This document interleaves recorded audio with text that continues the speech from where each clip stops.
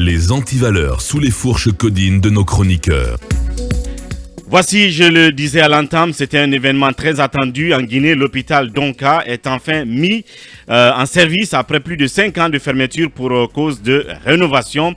Et c'était donc le mercredi 17 août 2022 que le président de la transition a procédé à l'inauguration de cette infrastructure hospitalière dont la rénovation et l'équipement ont coûté une enveloppe de plus de 70 millions de dollars, désormais dotée d'appareils médicaux de dernière génération et tout l'espoir justement donc que les Guinéens portent en ce CHU dont la gestion est donc confiée désormais au groupe canadien Netsen Group Talibé. Comme on l'a dit, c'était attendu et désormais il faut voir comment les choses vont évoluer de ce côté. Mais il y a quand même des informations à savoir pour ne pas que l'hôpital soit certainement pris d'assaut par tout type de malades dans un premier temps.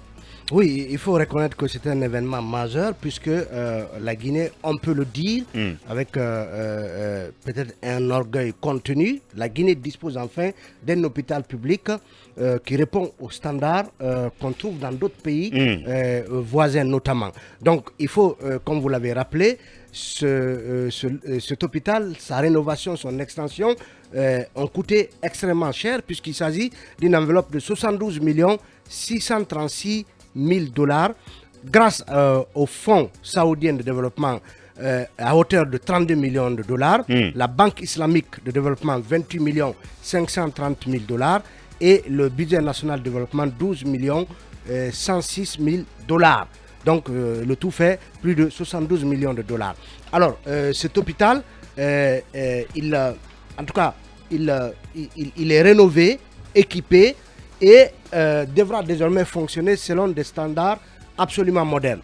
En termes de capacité, si vous prenez en tout cas la fiche technique de présentation du projet national de Donka, oui. Parce qu'il est important quand même de faire comprendre aux citoyens quelles sont les innovations et en quoi cet hôpital est dit en tout cas répondre aux standards internationaux. En termes de capacité hospitalière par exemple, vous avez l'hôpital passe de 510 lits à 631 lits, dont 100 cabines d'un lit et 140 cabines de 2 lits climatisés avec toilettes réparties comme suite. Vous avez 193 lits en chirurgie, 324 lits en médecine, 56 lits en gynéco-obstétrique, 34 lits de réanimation chirurgicale et médicale, 24 lits de soins intensifs et 12 lits d'observation aux urgences, 2 lits de... en tout cas, ça ce n'est pas exhaustif, mais c'est pour que les gens aient une idée justement en termes de capacité, en termes de capacité d'accueil. Et de comment on va dire, multiplicité de services. Justement, quand vous prenez les plateaux techniques, la fiche de présentation fait état de 3 blocs opératoires, dont un bloc opératoire de 7 salles dans le bâtiment R+5, un bloc opératoire de 3 salles dans le bâtiment de la pédiatrie, un bloc opératoire de 3 salles dans le bâtiment de la maternité, un bloc de petite chirurgie au service des urgences, un bloc de petite chirurgie au service de dermatologie, une salle d'autopsie à la morgue, un bloc obstétrical aussi. Donc après les blocs opératoires, il y a un bloc obstétrical, donc pour les soins liés aux femmes. Donc là, vous avez 3 salles d'accouchement, une salle de soins nouveau-nés, une salle de travail et 3 centrales de stérilisation. En ce qui concerne le centre d'imagerie médicale, qui est justement l'un des atouts majeurs de ce nouvel hôpital, si on peut le dire ainsi, qui est donc une avancée importante. Donc un centre d'imagerie médicale de 12 salles, figurez-vous. 3 salles, dont une salle IRM, une salle de scanner et une salle de cathétérisme. Vous vous rappelez qu'un service pareil avait été installé à la caisse, au centre et que ça avait fait même l'objet de le président de la République, le président Alpha Condé lui-même, qui avait inauguré ce centre de cathétérisme. Donc désormais l'hôpital, un hôpital public guinéen est doté de ce service, donc l'hôpital Donka. Vous avez 5 salles de radiologie conventionnelle, 4 salles d'échographie. Ensuite, en termes de laboratoire, donc on a parlé des blocs opératoires, on a parlé d'un centre d'imagerie. Maintenant, en termes de laboratoire d'analyse médicale, vous avez 8 unités au niveau désormais de l'hôpital Donka, vous avez une unité de biochimie, une unité d'hématologie, une unité de séro-immunologie, une unité de bactériologie, une unité de parasitologie, un centre de transfusion sanguine où il y a l'hémato-oncologie, un laboratoire d'anatomie, pathologie. Et en termes de services ambulatoires, vous avez 33 salles de soins, 46 salles d'examen, dont 21 bureaux de chefs de service, 6 salles d'exploration fonctionnelle en endoscopie, en ORL, en ophtalmologie, en cardio. Et vous avez 2 salles de plâtre. Vous savez bien de quoi il s'agit. Les gens victimes de traumatisme suite à des accidents. Donc 2 salles de plâtre, 6 cabinets dentaires, et que moi et vous et moi avons eu le plaisir, en tout cas la chance de visiter, et un laboratoire de prothèses dentaires. Donc c'est l'armature justement de l'hôpital Donka qu'on ne saurait passer sous silence, parce que ceci n'est ni politique ni autre, c'est au profit de la Guinée, et c'est le lieu de rendre hommage à tous ceux qui sont impliqués pour que on en arrive là.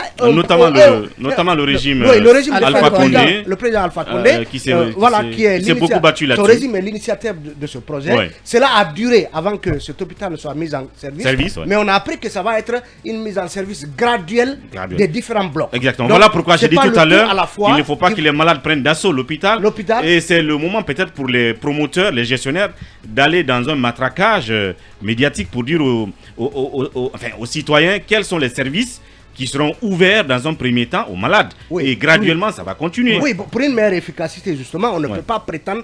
Parce que les appareils qu'on a vus, nous qui avons eu la chance de les voir, ou qu'on a vus à la télé, c'est des appareils hyper modernes. Absolument. Donc, déjà, il fallait du temps, il faut du temps encore pour trouver le personnel qualifié à la manipulation de ces appareils. Avant donc d'ouvrir le dispositif d'entretien et d'ouvrir service après service cet hôpital pour faire en sorte, si je peux en terminer, en termes d'axes, en tout cas d'objectifs assignés au concessionnaire Netsen, il est dit qu'il revient au concessionnaire d'assurer la formation et le transfert d'expertise au personnel guinéen pour préparer la relève. Parce que comme vous le savez, des médecins étrangers, canadiens et autres viendront justement travailler dans cet hôpital, et il faut préparer ce transfert d'expertise vers le personnel guinéen pour ce qui est surtout de certaines spécialités. Il y a l'envoi de spécialistes en formation au Canada. Il y a, comme on le dit, l'humanisation et l'amélioration des soins administrés. Il y a la digitalisation de toutes les fonctions de l'hôpital avec mise en place d'un dossier patient électronique, l'augmentation et la sécurisation des recettes de l'hôpital, menant à l'autonomisation et la réduction des subventions de l'État. Parce qu'on a parlé de ces subventions ici qui se portent à plus de 20 milliards par an, alors que drôlement, cet hôpital ne rapporte que 1 milliard contre 20 milliards au titre de subventions, alors que cet hôpital peut bien se prendre en charge. On sait que les grincements de dents au sein du personnel sont liés en partie même à la digitalisation du paiement. Parce que désormais, chaque patient a une carte. Donc l'argent ne passera pas d'un malade à un médecin dans les couloirs. Donc tout sera dématérialisé dans cet hôpital. Absolument. Pour éviter les déperditions. Une minute chacun là-dessus. Moi, je ne peux qu'applaudir demain pour avoir maintenant un tel bijou en Guinée. Absolument. Parce que quand tu n'as pas de moyens, tu ne peux pas te soigner en Guinée. Les nantis peuvent s'offrir le tourisme médical en Afrique du Sud, en Tunisie, et voir aux États-Unis, en Turquie. Mais nous qui sommes du populo, on n'a pas ces moyens. Maintenant que donc à un jet d'arbalète, on ne peut que le saluer. Maintenant, la gestion, je crois qu'avec ses partenaires... Avec la gestion, vous n'aurez pas à payer de gauche à droite de l'argent ici et là, et ne pas avoir de service. Cette gestion sera parcimonieuse, parce qu'on sait ce que c'est, 20 milliards par an à Donka, mais ça n'a servi qu'à engraisser cette ancienne direction. Il y a eu cette dame-là dont je ne vais pas citer le nom, du côté aussi d'Ignace Dine. Tout ça commande des audits, Mombo, je crois. Donc, il faut saluer les architectes de ces projets, le professeur Alpha Condé, l'ancien président Alpha Condé. Et d'ailleurs, qui allait pourquoi en Turquie pour se soigner, alors que s'il y avait des hôpitaux, il se repose. Il aurait pu se soigner en Guinée. Il n'est pas forcément malade. Officiellement, il est allé pour cause de maladie. Mohamed Kaba, oui. Non, je voudrais dire que c'est un véritable cadeau du PRAC du professeur Alpha Condé.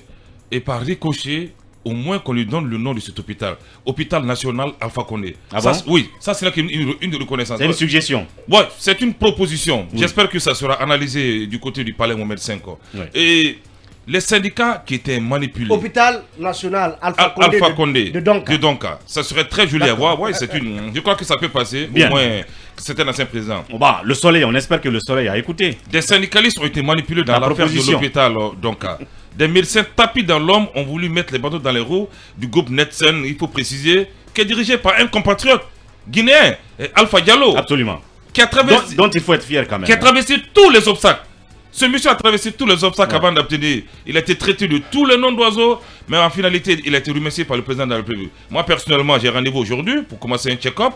Parce qu'il faudrait qu'on soit les premiers patients. Tu as ta carte? Non, j'aurai ma carte. J'irai aujourd'hui. Crois-moi. L'inauguration est... Donc, il faut dire aux gens que quel que soit... Il y a eu un début graduel.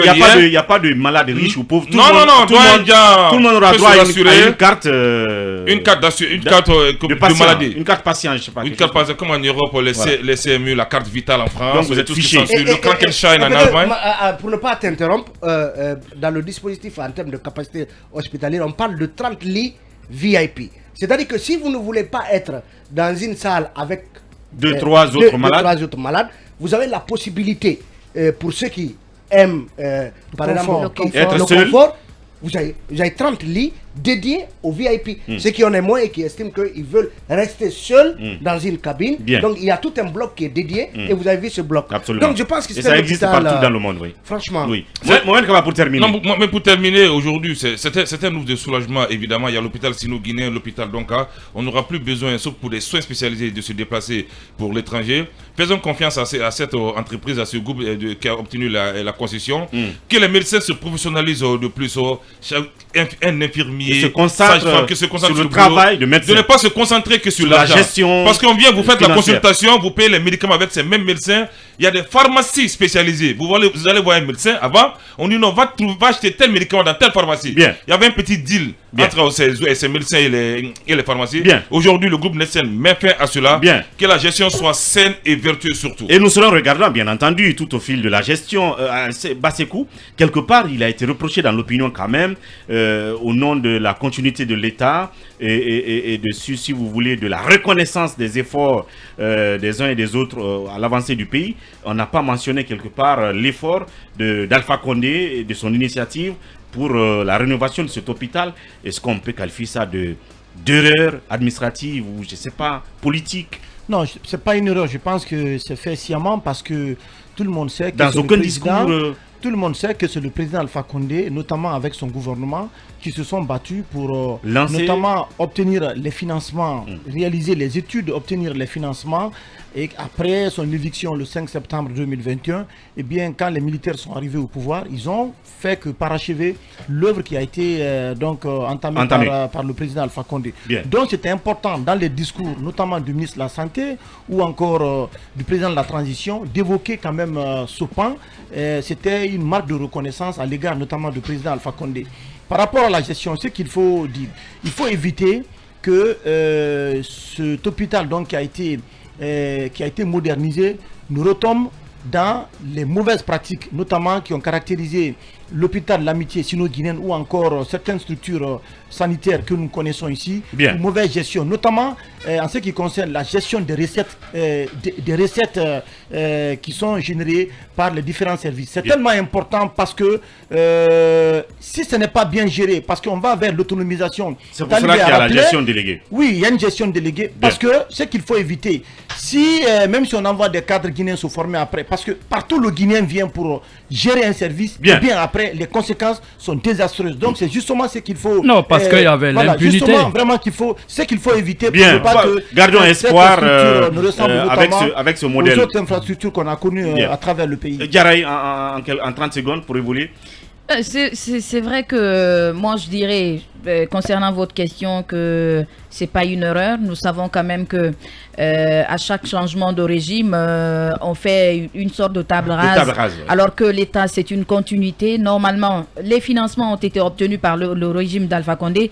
On doit pouvoir quand même les mentionner. Pourquoi pas mettre ça à l'actif de ce régime, parce que c'est le régime à tout faire pour qu'on puisse quand même avoir ce bijou que moi d'ailleurs j'apprécie et que je salue, mais il y a quelque chose quand même à relever. C'est vrai que les citoyens dans leur grande majorité ne savent pas comment ça marche avec cette histoire de carte. Il va falloir mettre une équipe en place pour justement aider, orienter les patients qui viendront, et puis pourquoi pas valoriser l'assurance maladie, parce que c'est très important, puisque de l'autre côté, avec tout le matériel qui est là, hyper sophistiqué, je pense que les coûts vont quand même être un peu revus à la hausse. Donc, il faut voir comment adapter cela au niveau de vie de la population. Voilà. Alors, Akoumba, là-dessus?